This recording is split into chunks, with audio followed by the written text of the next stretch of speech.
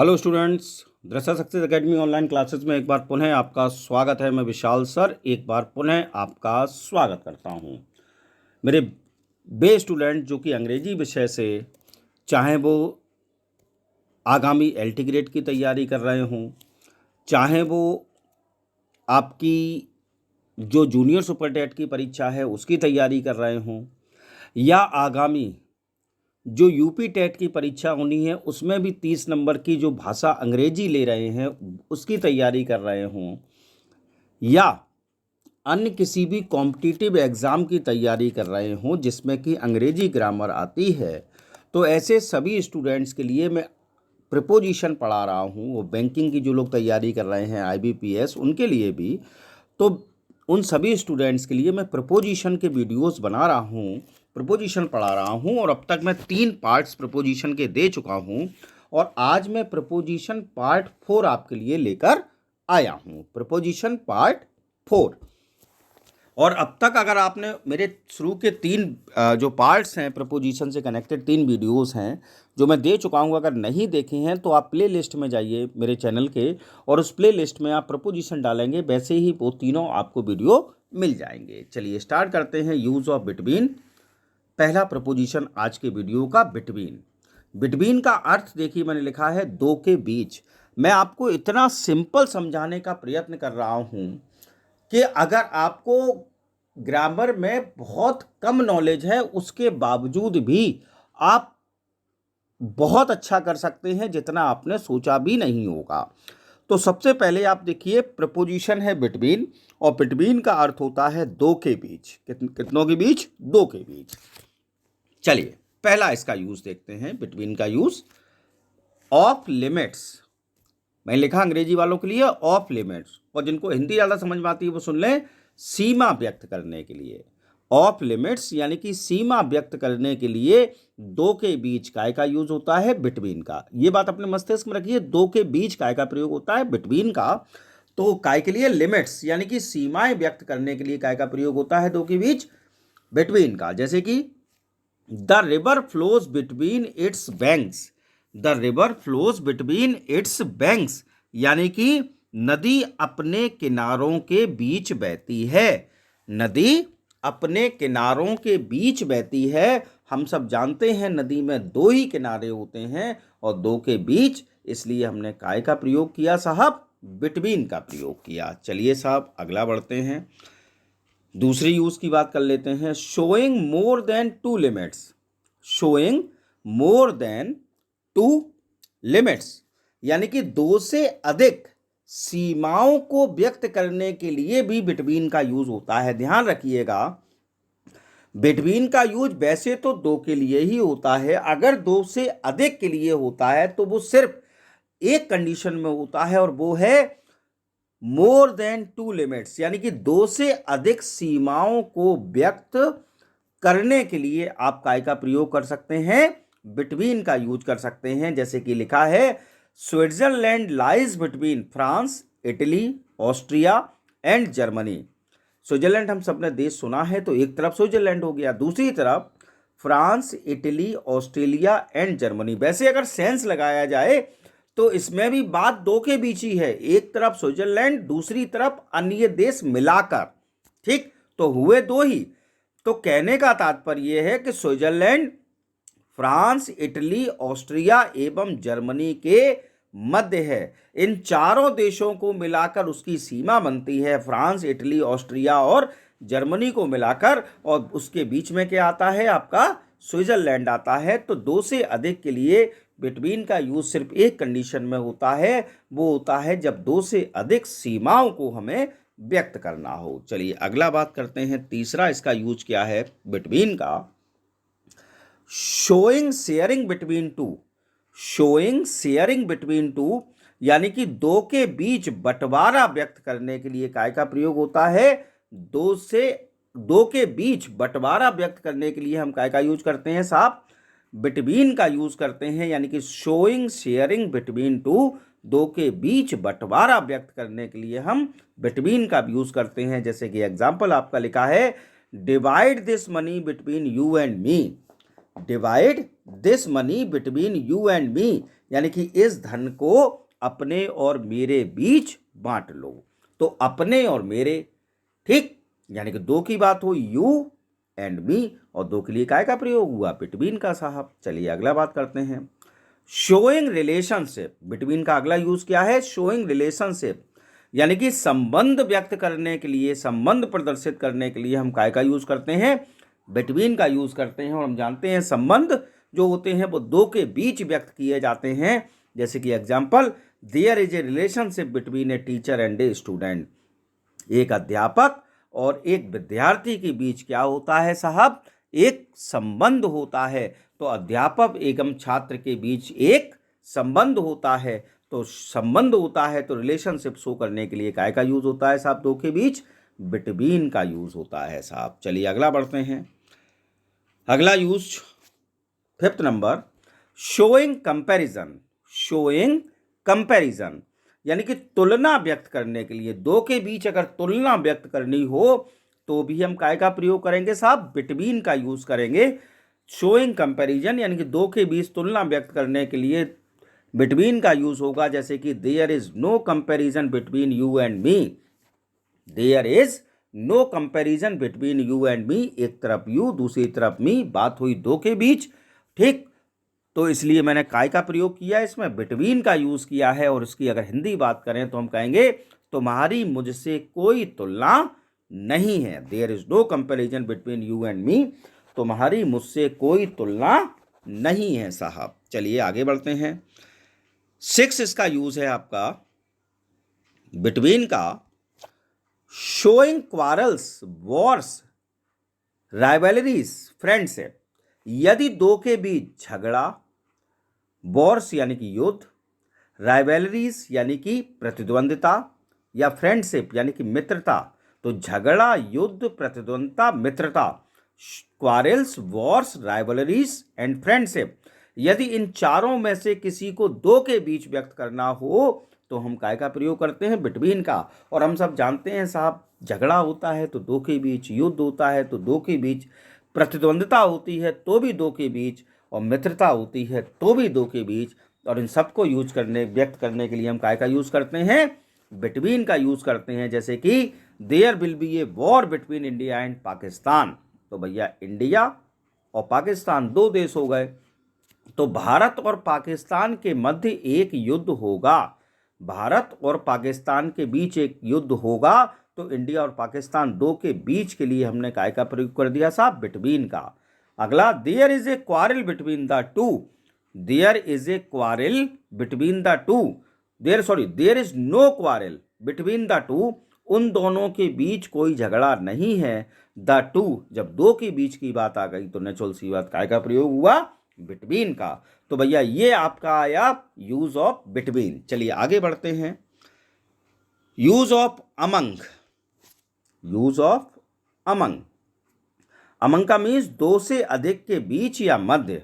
Among का क्या use होगा, इन द अर्थ दो से अधिक के बीच या मध्य, बिटवीन दो के लिए और अमंग दो से अधिक के लिए, ठीक है साहब। चलिए आगे बढ़ते हैं।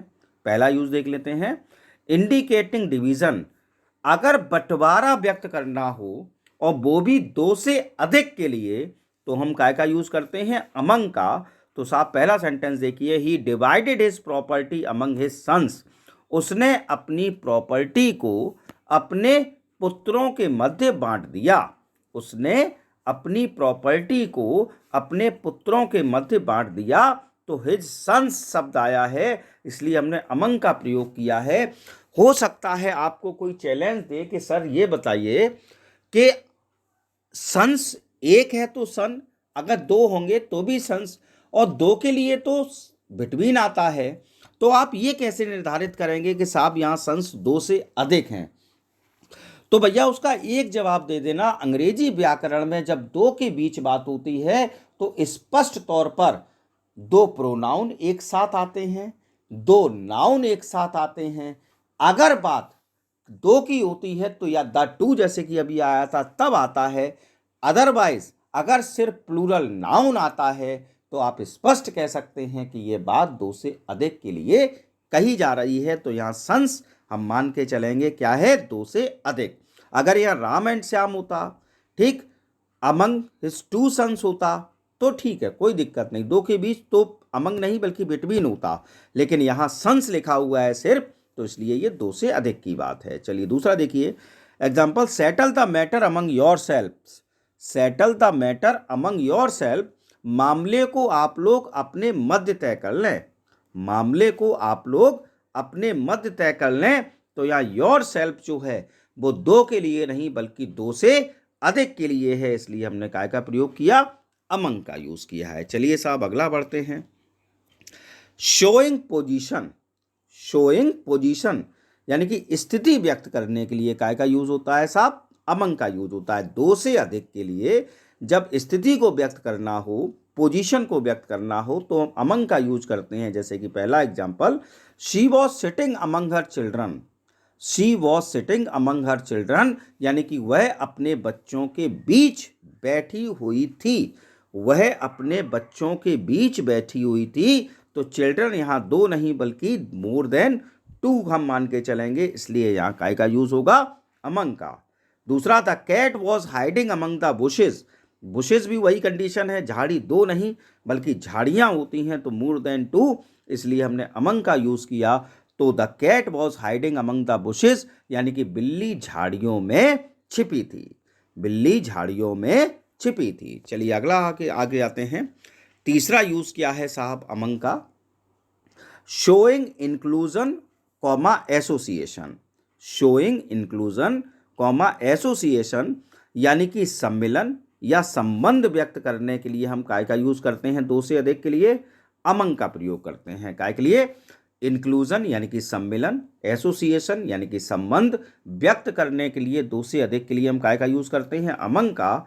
एग्जाम्पल देखिए, I saw him among the crowd. I saw him among the crowd, मैंने उसे भीड़ में देखा। तो भैया भीड़ एक व्यक्ति से 2 व्यक्ति से तो बनती नहीं, जब कई व्यक्ति एक साथ एकत्र होते हैं तभी तो उसको भीड़ कहा जाता है। तो मोर देन 2 की बात हो गई, इसलिए हमने काय का प्रयोग कर दिया, अमंग का।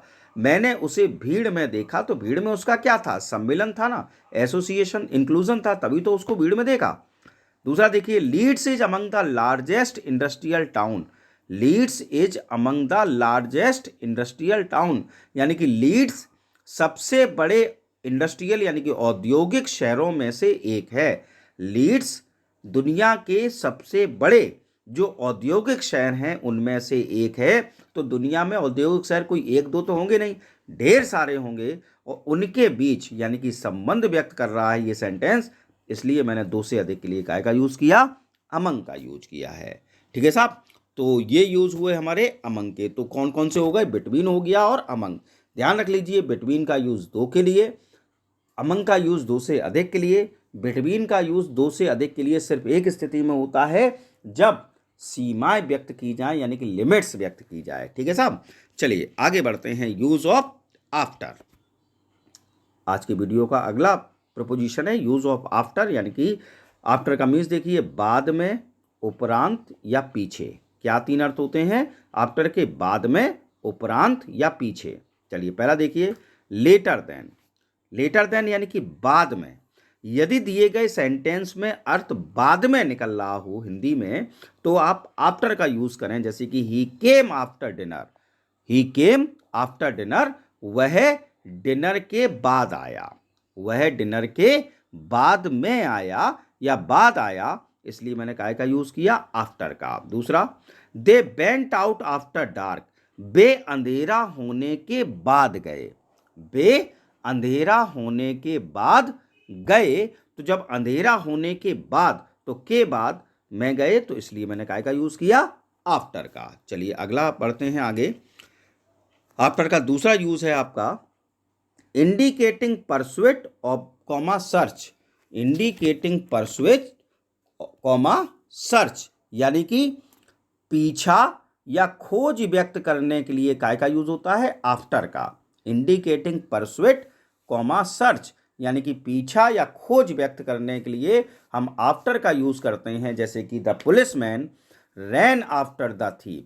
Policeman rain after the thief यानी कि पुलिसमैन जो है वह चोर के पीछे दौड़ा। पुलिसमैन चोर के पीछे दौड़ा, तो उसने क्या किया, पीछा किया, किसका, चोर का। दूसरा, ठीक है ना, तो पीछा करिए, या पुलिस वाले ने चोर को खोजा, तो खोजने के लिए तो दौड़ेगा, ठीक। तो इंडिकेशन परसुएट या सर्च, आप काय का यूज करें, आफ्टर का। चलिए अगला तीसरा देखिए, इंडिकेटिंग मैनर। आफ्टर का तीसरा यूज मैनर, यानी कि ढंग या शैली व्यक्त करने के लिए काय का यूज होता है, आफ्टर का यूज होता है। काय के लिए, ढंग या शैली, यानी कि मैनर के दो मीन्स होते हैं, ढंग या शैली, तो उसको व्यक्त करने के लिए हम आफ्टर का यूज करते हैं। एग्जाम्पल देखिए, ही टेक्स आफ्टर हिज मदर, ही टेक्स आफ्टर हिज मदर, वह अपनी माँ से मिलता है, वह अपनी माँ से मिलता है। जैसे कि हम लोग देखते हैं बच्चा, तो उसका चेहरा मिलाने का प्रयास करते हैं, तो हम कहते हैं इसकी शक्ल इसके पापा पे गई है, या इसकी शक्ल इसकी माँ पर गई है। तो ही टेक्स आफ्टर हिज मदर, तो उसकी शक्ल किस पर गई है साहब, माँ पर गई है, ठीक है ना साहब, वह अपनी माँ से मिलता है। और दूसरा, the painting is after Raphael, the painting is after Raphael, यानी कि पेंटिंग जो है, तस्वीर जो है, यह राफेल की ढंग की तस्वीर है, यानी कि राफेल की शैली की तस्वीर है। जिस प्रकार से महान पेंटर राफेल तस्वीर बनाते थे, उसी प्रकार से यह तस्वीर बनाई गई है। तो हम कंपैरिजन करते हुए कहेंगे कि यह उससे मिलती जुलती तस्वीर है, उस शैली की तस्वीर है। तब हम काय का यूज करेंगे साहब, आफ्टर का। चलिए अगला, इन द पैटर्न। आफ्टर का अगला यूज है इन द पैटर्न, यानी कि क्रम व्यक्त करने के लिए। क्या व्यक्त करने के लिए साहब, क्रम व्यक्त करने के लिए हम काय का यूज करते हैं, आफ्टर का।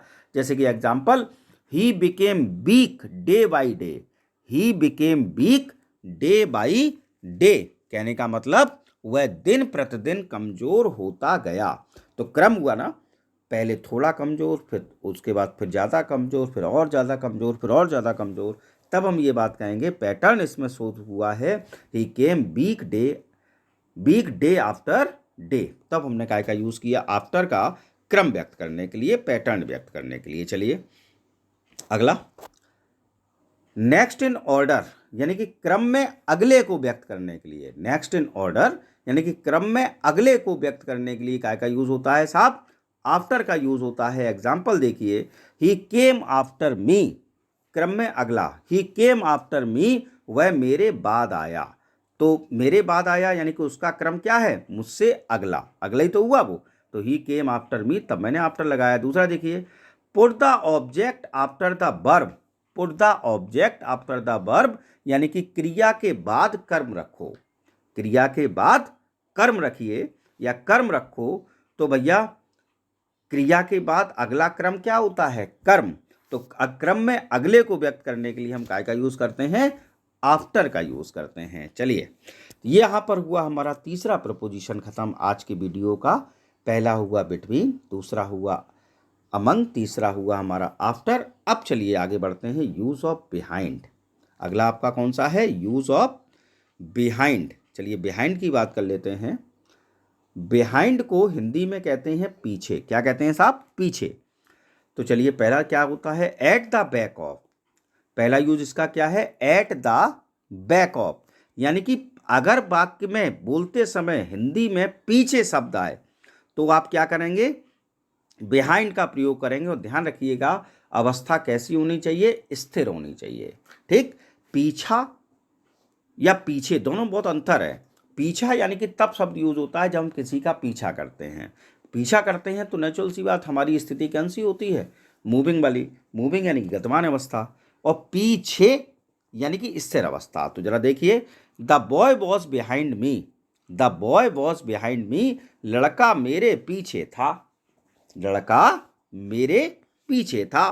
तो यहाँ ये तो दिखाई नहीं दे रहा भैया अवस्था कौन सी है, तो इसलिए हमने काय का प्रयोग किया, पीछे, लड़का मेरे पीछे था, तो मैंने काय का प्रयोग किया, बिहाइंड का। चलिए आगे बढ़ते हैं, लेकिंग इन प्रोग्रेस। अगला है लेकिंग इन प्रोग्रेस, यानी कि प्रगति में पीछे। लेकिंग इन प्रोग्रेस यानी कि प्रगति में पीछे को व्यक्त करने के लिए काय का प्रयोग होगा, आफ्टर का प्रयोग हो, सॉरी बिहाइंड का यूज होगा। लेकिंग इन प्रोग्रेस, प्रगति में पीछे को व्यक्त करने के लिए बिहाइंड का यूज होता है। जैसे कि he is behind other boys of his class, he is behind other boys of his class, वह अपने कक्षा के अन्य बच्चों से पीछे है। वह अपनी कक्षा के अन्य बच्चों से क्या है? पीछे है, पीछा नहीं है, क्या है? पीछे है। तो जब पीछे शब्द आपको सेंस में मिल जाए तो आप बिहाइंड का प्रयोग करिए। और देखिए स्पष्ट है, लेकिन इन प्रोग्रेस, अगर प्रगति में पीछे हो, प्रोग्रेस में पीछे हो, तो आप बिहाइंड का यूज करें। चलिए अगला, रिमेनिंग आफ्टर। रिमेनिंग आफ्टर यानी कि पीछे छोड़ना। तो पीछे छोड़ना अगर कहीं सेंस आता है सेंटेंस में, तब भी बिहाइंड का यूज होता है। He left nothing but depths behind him. He left nothing but depths behind him. उसने अपने पीछे कर्ज के अतिरिक्त कुछ नहीं छोड़ा। उसने अपने पीछे कर्ज के अतिरिक्त कुछ नहीं छोड़ा। तो रिमेनिंग आफ्टर, तब हम काय का यूज करते हैं साहब? बिहाइंड का यूज करते हैं। और आज के वीडियो का और बिहाइंड का लास्ट आपका यूज जो है वो ये है, ऑफ टाइम, यानी कि समय के लिए। ऑफ टाइम यानी कि समय के लिए हम काय का यूज करते हैं? तो साहब आप बिहाइंड का यूज करते हैं। कैसे? शैली साहब एक बहुत बड़े पोइट हैं हमारे रोमांटिक एज के, रोमांटिक एज की सेकंड जनरेशन के। तो उन्होंने एक लाइन लिखी है, if winter comes can spring be far behind. If winter comes can spring be far behind. तो कि इसमें भी उन्होंने बिहाइंड का यूज किया, और इसमें वेदर की बात हुई है, यानी कि समय की बात हुई है। विंटर सर्दी का समय, और स्प्रिंग बसंत का समय। तो समय व्यक्त करने के लिए काय का यूज होता है? बिहाइंड का यूज हम करते हैं। और इस सेंटेंस का सेंस बहुत प्यारा है, if winter comes can spring be far behind. अगर सर्दी आती है तो क्या बसंत बहुत पीछे रह सकता है? भाई सर्दी के बाद तो बसंत ही आएगा। तो यदि सर्दी आ गई है, सर्दी यहाँ की सेंस है आपका दुख का, कष्टों का, परेशानियों का। तो मान लीजिए अगर जीवन में कष्ट आए हैं तो स्प्रिंग का है आपका सूचक। तो स्प्रिंग सिंबल है खुशियों का। तो यदि दुख आते हैं तो क्या खुशियां ज़्यादा दूर रह सकती हैं? ठीक, तो ऐसा कहने का मतलब है हमारे शैली साहब का। तो कुल मिलाकर ये आज के वीडियो में मैंने आपको 4 प्रमुख प्रपोजिशन से आपका परिचय कराया, बिटवीन, अमंग, आफ्टर और बिहाइंड। और मुझे पूर्ण आशा है आपको मेरा वीडियो बहुत पसंद आया होगा, ये सब समझ में आया होगा अच्छी तरह से। अगर कोई भी आपकी क्वेरी हो, कोई भी समस्या हो, तो प्लीज़ कमेंट बॉक्स में मुझे ज़रूर बताएं, तो मैं उसको सॉल्व करने का पूर्ण रूप से प्रयत्न करूंगा। और मेरा वीडियो देखने के लिए, अंत तक देखने के लिए बहुत बहुत धन्यवाद। और यदि आप मेरे चैनल से पहली बार जुड़े हैं, अब तक आपने मेरे चैनल को सब्सक्राइब नहीं किया है, तो प्लीज़ मेरे चैनल को सब्सक्राइब करिए। और यदि अब तक आपने मेरे अगर सब्सक्राइब करते समय बेल आइकन बटन ज़रूर दबाएं। और अगर आपको वीडियो अच्छा लगे तो प्लीज़ लाइक, कमेंट और अधिक से अधिक लोगों तक शेयर अवश्य करें। Thanks for watching. Stay home, stay safe, happy weekend. जय हिंद, जय भारत।